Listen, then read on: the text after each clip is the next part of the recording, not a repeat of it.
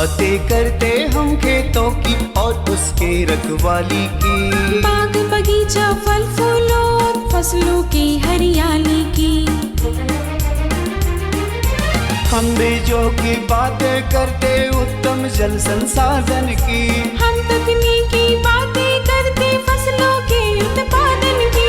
हर किसान का सपना सच हो जीवन सुखद बनाने को, गाँव-गाँव के हर आंगन का प्यारा सा ही दर्शन।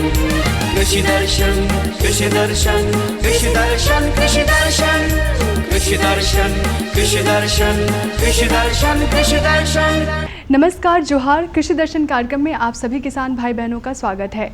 मौसम के साथ बदलना सीखो, कृषि दर्शन के माध्यम से खेती करना सीखो। कम लागत में आप अच्छी फसल कैसे तैयार करें, हम आपको अपने कार्यक्रम कृषि दर्शन के माध्यम से हर वो जानकारी देंगे जिससे आपकी खेती किसानी बेहतर हो सके, आसान हो सके।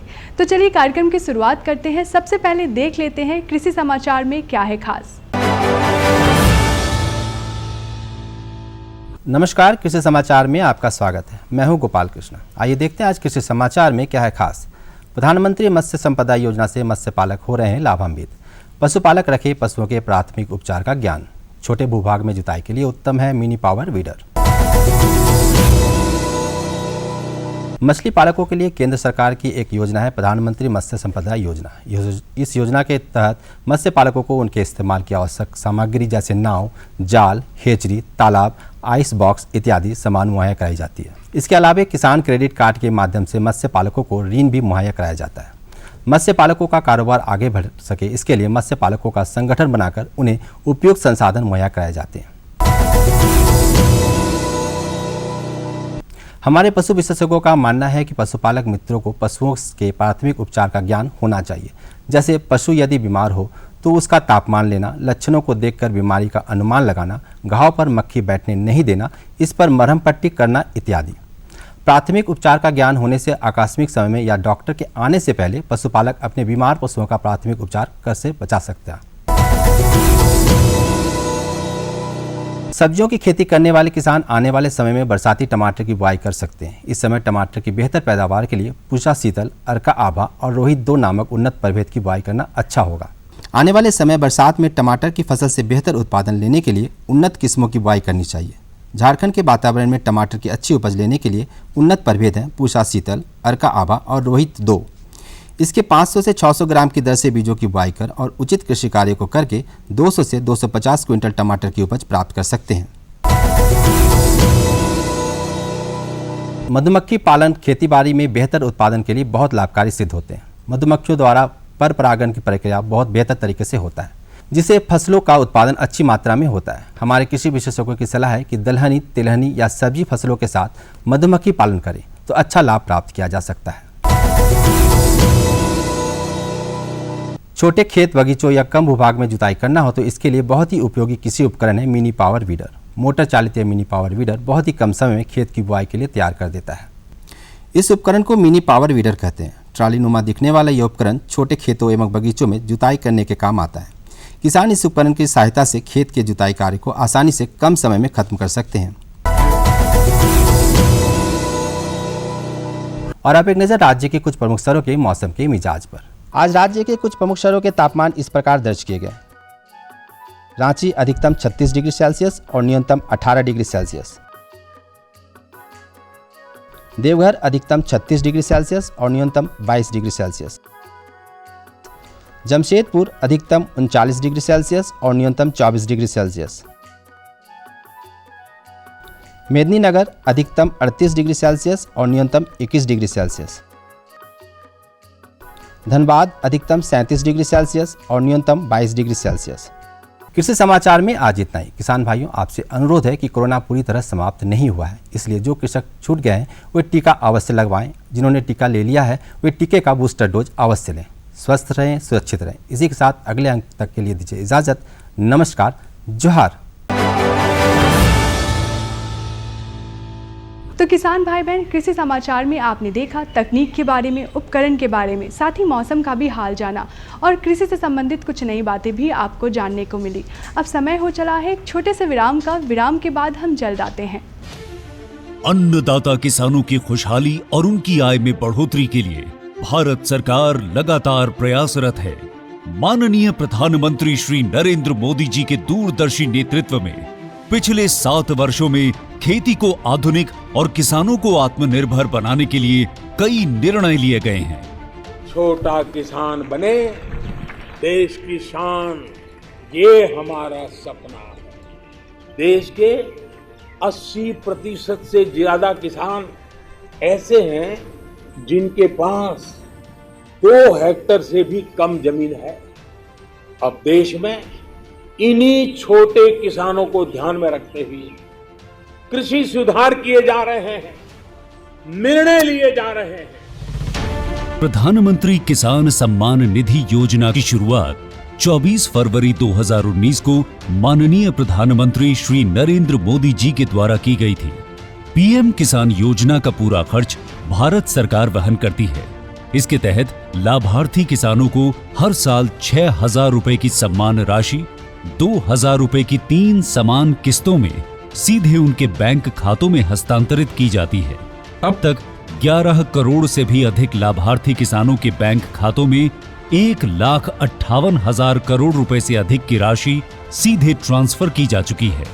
किस्तों की जानकारी किसानों को एसएमएस के माध्यम से दी जाती है। இப்போ நேரா நாங்க வந்து பேங்க்குக்கு ஆக்சுவல் போகும்போது அந்த பணத்தை நாங்க வித்ரா பண்ணிட்டு வந்து நாங்க விவசாயம் பண்ணிக்கிறோம்। इस मदद से बुआई के पहले अब किसानों को बीज, खाद, कीटनाशक और कृषि संबंधी अन्य जरूरतों के लिए साहूकारों के आगे हाथ नहीं फैलाना पड़ता। અને એના લીધે મારે કોઈ જોડે કે સગા સંબંધી કે મિત્રો જોડે મારે ઉછીના પૈસા લેવાની જરૂર પડતી નથી અને એનાથી હું સારી એવી ખેતી કરી શકું છું।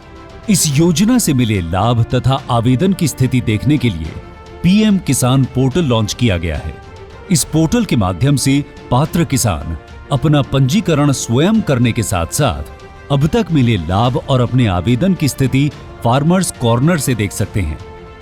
इस योजना का लाभ पात्र किसानों को ही मिल सके, इसके लिए इस प्रक्रिया को फूल प्रूफ बनाते हुए इसे आधार और इनकम टैक्स वेरिफिकेशन के साथ साथ फिजिकल वेरिफिकेशन से भी जोड़ा गया है। इसके अलावा किसानों की सुविधाओं और जानकारी के लिए पीएम किसान मोबाइल ऐप भी विकसित किया गया है। पीएम किसान सम्मान निधि योजना का लाभ देश के सभी राज्यों और केंद्र शासित प्रदेशों के किसानों को मिल रहा है। इसे हासिल करके हमारा किसान सबल और आत्मनिर्भर हो रहा है। इस स्कीम ने हमारा भारत सरकार ने हमारा किसान के लिए बहुत बड़ा सम्मान दिया है।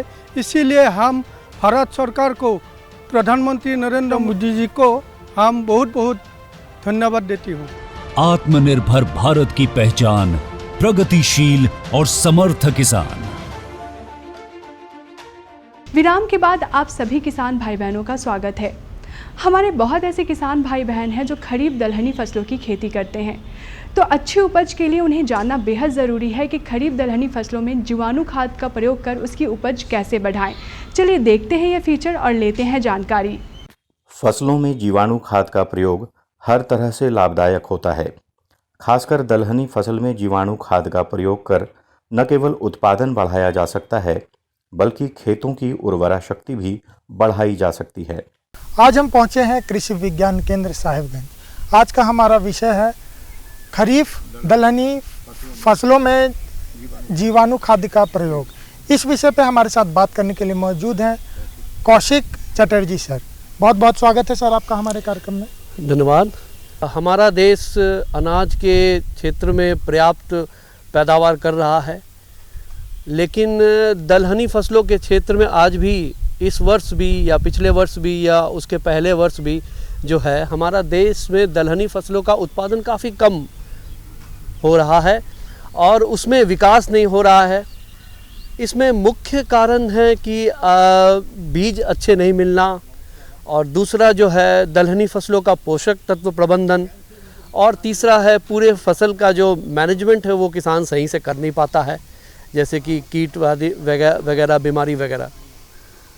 तो आज का जो विषय है जैविक खाद का, जीवाणु खाद का दलहनी फसलों में, खासकर खरीफ दलहनी फसलों में प्रयोग, काफ़ी कम किसान भाई आज के समय जो है, आज भी काफ़ी कम किसान भाई जो है अपने खेतों में जीवाणु खाद का दलहनी फसलों पर प्रयोग करते हैं। रिसर्च में, अनुसंधान में ये पाया गया है कि अगर किसान भाई अपने खरीफ दलहनी फसलों में, जैसे कि आपको अरहर हुई, मूंग हुई और उड़द की फसल हुई, ये सब फसलों में अगर आप जीवाणु खाद प्रयोग करते हैं तो आपका जो पैदावार जो है 15 से 20% बढ़ जाता है। और ना केवल पैदावार आपकी किसान की बढ़ती है दलहनी फसलों की, उसके साथ साथ मिट्टी की भी दशा सुधर जाती है और अगली जो फसल किसान भाई उस खेत में लेते हैं उसमें भी आपको फसल में दलहनी जीवाणु का प्रयोग के कारण जो है नाइट्रोजन जो है अगली फसलों को मिल जाता है। कृषि विशेषज्ञ कहते हैं कि खरीफ दलहनी फसलों में जीवाणु खाद के प्रयोग से फसल की पैदावार में वृद्धि होती है। जीवाणु खाद के प्रयोग से रासायनिक उर्वरक की बचत भी होती है। इसके प्रयोग से भूमि की उर्वरा शक्ति में वृद्धि होती है। आज के समय अगर जीवाणु खाद का प्रयोग दलहनी फसलों में, खरीफ दलहनी फसलों में करें तो उनसे काफ़ी फ़ायदे होंगे। प्रथम फ़ायदा ये होता है कि आपको जो है इसका मूल्य काफ़ी कम है। आप कोई किसान भाई अगर दलहनी फसलों में जीवाणु खाद का प्रयोग करते हैं तो उनको यूरिया कम इस्तेमाल करना पड़ता है और डीएपी का खाद जो है वो भी कम देना पड़ता है, क्योंकि जो दलहनी फसलों में आप जीवाणु खाद प्रयोग करेंगे तो वो जीवाणु जो है वो जड़ में, दलहनी फसलों के जड़ में एक नोड्यूल, एक गार्ड बनाती है और वातावरण से नाइट्रोजन सीधा जो है पौधे को पहुंचा देती है। इसमें जो है किसानों भाइयों को यूरिया की बचत हो जाती है और एक वर्ष में करीबन 50 से 60 किलोग्राम नाइट्रोजन जो है प्रति हेक्टेयर ज़मीन में इस जीवाणु खाद के प्रयोग से फसलों को मिल जाता है। और इसके साथ साथ जो है हमारे देश में किसान भाई जानते हैं कि आज जो हमारे प्रधानमंत्री का जो मंत्र है कि जैविक खेती की ओर जाने का, तो ये जो जीवाणु खाद का प्रयोग है ये भी एक स्टेप है, ये भी एक पद है जिससे हम जैविक खेती की ओर जा रहे हैं। और इससे वातावरण भी कम दूषित होता है और खेत के आसपास जो मिट्टी दूषण होता है रासायनिक खाद के प्रयोग से, खेत के आसपास जो जल दूषित होता है रासायनिक खाद के प्रयोग से, तो अगर हम इस जीवाणु खाद का प्रयोग खेतों में बढ़ाते हैं तो और हमारा जो रासायनिक खाद का जो है कॉस्ट और उसका जो लागत और उसका जो उपयोग जो है किसान भाई कम से कम करेंगे खेतों में और जीवाणु खाद पे ज़्यादा निर्भर रहेंगे। इससे खेत भी अच्छे रहेंगे और फसल की दशा में भी सुधार होगी, उत्पादन में भी सुधार होगी। कल्चर द्वारा उपचारित करने से बीजों की अंकुरण क्षमता बढ़ जाती है। दलहनी फसलों के बाद अन्य दूसरी फसलों को भी नाइट्रोजन प्राप्त होता है। सरकार का भी प्रयास है कि अधिकाधिक किसान जैविक विधि से खेती करें। कृषि जानकार कहते हैं कि खरीफ दलहनी फसलों की बुआई के समय राइजोबियम कल्चर के इस्तेमाल से बीज को शोधित कर लेना चाहिए। राइजोबियम कल्चर के जरिए दलहनी फसलों की उत्पादकता में काफ़ी वृद्धि होती है। जीवाणु कल्चर जो है, जो कि पैकेट में काले रंग के पाउडर होती है और हर पैकेट 200 ग्राम का होता है, तो 1 एकड़ के लिए जितनी अरहर के बीज ज़रूरत होती है उसमें 3 पैकेट का मात्रा लगता है बीजों को शोधित करने के लिए। इसके लिए किसान भाई क्या करें कि ये सारा काम जो है एक छांव में की जाती है, धूप के नीचे नहीं की जाती है। इसके लिए एक पक्की ज़मीन फर्श ले लें, उसमें या अगर पक्की फर्श नहीं है, मिट्टी की फर्श है, तो उसमें एक प्लास्टिक बिछा दें और जो बीज आप खेतों में डालना चाहते हैं उस बीज को उसमें डाल दें पक्की फर्श या प्लास्टिक के ऊपर। और उसके बाद क्या करें, आपको जीवाणु खाद की जो पैकेट है वो तीनों पैकेट खोल करके एक बर्तन में डाल दें, छोटे से बर्तन में, और उसमें जो है आपको ठंडा माड़ जो होता है, सब भात बनती है, सभी के घरों में भात बनाया जाता है लगभग किसानों के घर में। तो उस दिन क्या करना है कि उस भात का माड़ जो बचता है उसको रख लेना है और उसी माड़ को जो है उसी जो जीवाणु खाद का जो पैकेट का पाउडर डाले हुए हैं एक बर्तन में, उसमें लगभग 3 पैकेट में आधा लीटर जैसा माड़ दे दीजिए और उसको अच्छा से मिला दीजिए। एक काले रंग का मोटा द्रव्य तैयार हो जाएगा। अब उसको मिलाने के बाद उस द्रव्य को क्या कीजिए कि जो आप अरहर का बीज ज़मीन पे रखे हुए हैं खेत में डालने के लिए, जो अरहर का बीज, उस पर आप अच्छी तरह छिड़क करके और हाथ से अपने हाथों से अच्छी तरह उसको मिला दीजिए बीजों में। और मिलाने के पश्चात बीज को जो है फैला करके आप ज़मीन में 1 घंटे के लिए छोड़ दीजिए सुखाने के लिए। उसके बाद ये आपको जो है 1 घंटे के बाद आपकी बीज जो है उपचार हो गई है, जैविक खाद से, जीवाणु खाद से उपचार हो गई है। अब इसके पश्चात 1 घंटे के पश्चात आप खेतों में बीज को डाल दें और बुआई कर दें। सर कहाँ से प्राप्त करें ये बीज, ये जो जीवाणु खाद है, किसान किसी सरकारी संस्था या किसी अच्छे रिटेल शॉप में, आजकल काफ़ी अच्छे रिटेल शॉप में उत्पाद, जीवाणु जैविक उत्पाद आने लगे हैं, उसमें फसलवार जो है, दलहनी फसलवार जीवाणु खाद बनता है। अरहर के लिए जो जीवाणु खाद होती है वो अरहर के लिए होती है, और खरीफ में आपको जैसे मूंग की फसल आती है वो भी दलहनी फसल है, उसके लिए अलग जीवाणु खाद होती है। और जो उड़द की फसल होती है खरीफ में, उसके लिए भी एक अलग जीवाणु खाद आती है। ये सभी जीवाणु खाद आपको यूनिवर्सिटी कृषि विश्वविद्यालय या तो क्षेत्रीय अनुसंधान कृषि का जो कार्यालय है वहाँ पे, नहीं तो कृषि विज्ञान केंद्रों में आपको किसानों को मिल जाएगी। और इसमें इसका जो मूल्य काफ़ी कम होता है, आपको अधिक से अधिक मूल्य 25 रुपया प्रति पैकेट आपको पड़ेगा। तो किसान भाई बहन, अभी आपने देखा खरीफ दलहनी फसलों में जीवाणु खाद का प्रयोग कर आप कैसे उपज बढ़ा सकते हैं। तो चलिए कार्यक्रम में बढ़ते हैं आगे और आपको देते हैं अपनी दूसरी जानकारी। हमारी दूसरी जानकारी है गेहूं की फसल में दौनी और भंडारण कैसे करें। हमारे बहुत ऐसे किसान भाई बहन हैं जो गेहूं की खेती करते हैं, तो अच्छी फसल तो तैयार करते हैं, साथ ही उन्हें ये जानना भी बेहद ज़रूरी है कि उनका दौनी और भंडारण कैसे करना है।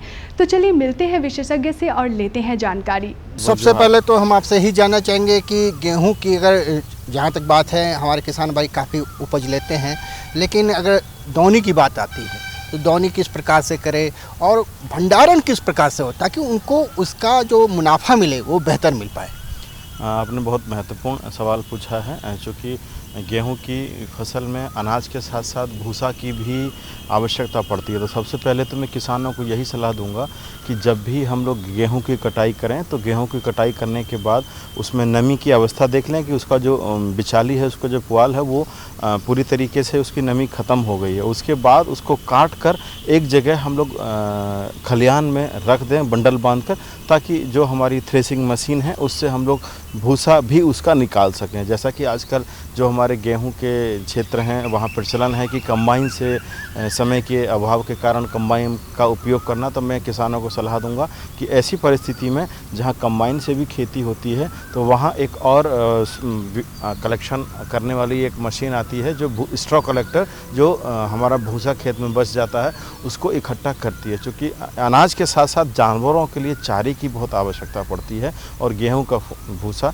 जानवरों के लिए एक उत्तम चारा माना गया है। तो उसको भी हम लोग उसका भी हम लोग ध्यान रखें और साथ ही साथ चारे का भी हम लोग इस तरीके से भंडारण करें कि आने वाले समय में बरसात में वो गीला होकर बेकार ना हो जाए, ताकि हम लोग उसको भोजन के रूप में जानवरों के लिए इस्तेमाल कर सकें। और अब हम बात करते हैं जो हमारे मुख्य अनाज है उसका कैसे हम लोग भंडारण करें। हम लोग देखते हैं कि जब भी हम लोग गेहूं की फसल की कटाई करते हैं तो हमेशा ये देखें कि गेहूं का जो खेत है एकदम अगर सुनहरा पीला पड़ गई है, बाली सूख गई है और उसके दाने को अगर हम लोग दांत से दबाएं और कट की आवाज़ आए तो हम लोग समझ लें कि ये दौनी करने की पूर्ण अवस्था हो गई है। इस अवस्था में 14 से 15% तक भी उसमें दाने में नमी रहती है। इससे अधिक अगर नमी रहती है तो दाने की गुणवत्ता पर प्रभाव पड़ता है और अधिकतम इतना ही नमी खेत में रह पाती है। तो इसकी हम लोग तुरंत दौनी कर लें। जो हमारे पास थ्रेसर आए हुए हैं, पहले हालांकि प्रचलन था दौनी करने के लिए बैल और जानवरों से, लेकिन अब चूँकि अधिक कृषि यंत्र आ चुके हैं, छोटे पावर थ्रेसर आ चुके हैं, उनके माध्यम से समय की भी बचत होती है और जो हमारा अनाज है उसका गुणवत्ता भी बनी रहती है और टूटता भी नहीं है। ये बहुत महत्वपूर्ण है। इसके बाद आता है कि भंडारण कैसे करें। ये बहुत महत्वपूर्ण है, क्योंकि हमारे देश में उत्पादन के बाद भी गेहूं को भंडारण कीटों से नहीं बचा पाते हैं किसान, और वो लापरवाही हम लोग खेत से ही कर देते हैं। तो सबसे पहले हम लोग क्या करेंगे, जिन बोरियों में पुरानी बोरियों का किसान बंधु इस्तेमाल करते हैं, तो जिन पुरानी जूट की बोरियों का अगर इस्तेमाल करते हैं तो सबसे पहले इस्तेमाल करने से पहले उनको उल्टा करके सुखा दें, या अगर न सुखा पाएँ तो जो मेलाथियान नामक एक दवा आती है उसका 2 मिलीलीटर 1 लीटर पानी में घोल बनाकर उस पर जूट की बोरियों पर छिड़काव कर दें। उससे क्या होगा कि उसमें जो पुराने हमारे पूर्व की जो पीढ़ी है उसके अंडे जो छुपे हुए हैं वो पूरी तरीके से नष्ट हो जाते हैं। और दूसरा काम, उसी दवा से जहाँ पर हमको भंडारण करना है उस जगह को भी उस दवा से हम लोग उपचारित करते हैं, जो कि मेलाथियान के नाम से जानी जाती है। मेलाथियान जो लिक्विड के रूप में आती है, ये बहुत ही अच्छी दवा है। इसको मैं अनाज के ऊपर छिड़काव करने की सलाह नहीं दूंगा, लेकिन बोरियों के ऊपर और जहाँ पर अनाज का भंडारण करते हैं वहाँ पर, तो ये बहुत महत्वपूर्ण है। एक चीज़ मैं यहाँ पर आपसे जानना चाहूँगा, आपने बहुत ही अच्छी जानकारी दी कि किस प्रकार से दवाओं का छिड़काव किया जाना चाहिए, लेकिन जहाँ रखना है ये वहाँ पर की जो व्यवस्था होनी चाहिए, जो जिस भंडार गृह में रखेंगे उसकी व्यवस्था कैसी होनी चाहिए? हाँ बिल्कुल, जहाँ पर हमको रखना है तो उसका जो फर्श है वो या तो ईंटों से पक्का हुआ बना हो, और अगर पक्का फर्श नहीं है, कच्चा ही है, तो वहाँ हम लोग ईंटों का इस हिसाब से ईंट रख देते हैं ताकि जो मिट्टी की जो नमी है वो हमारे अनाज में न जा पाए।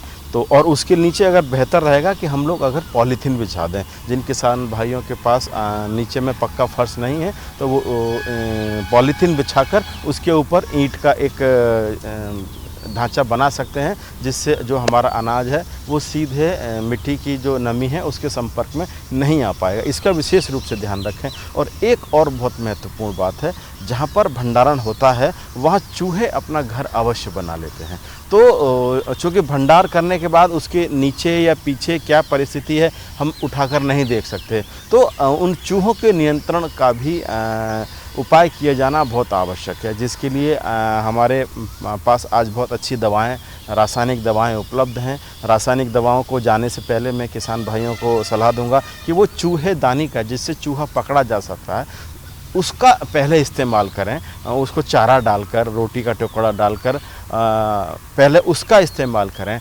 क्योंकि सीधा अगर हम लोग उसको रासायनिक चारे से, रासायनिक दवाओं से अगर हम लोग उसको मारेंगे तो कहीं ना कहीं हमारे इकोसिस्टम को भी प्रभावित करता है। तो सबसे पहले मैं उनको सलाह दूंगा कि पहले हम लोग उसको चूहेदानी का इस्तेमाल करें, ताकि चूहे की जो संख्या है उसको पकड़कर नियंत्रित कर सकें। और एक और विशेष बात, चूहा पकड़ने के बाद किसान भाई क्या गलती करते हैं कि उसको नज़दीक के खेत में ही छोड़ देते हैं। कभी भी ऐसा ना करें, उसको जंगल में छोड़ दिया जाए या पानी में छोड़ दिया जाए, जिससे कि वो वापस हमारे यहाँ लौट कर ना आ पाए और किसी पक्षी का आहार बन जाए। उससे हमारा प्राकृतिक जो संतुलन है वो भी बना रहेगा।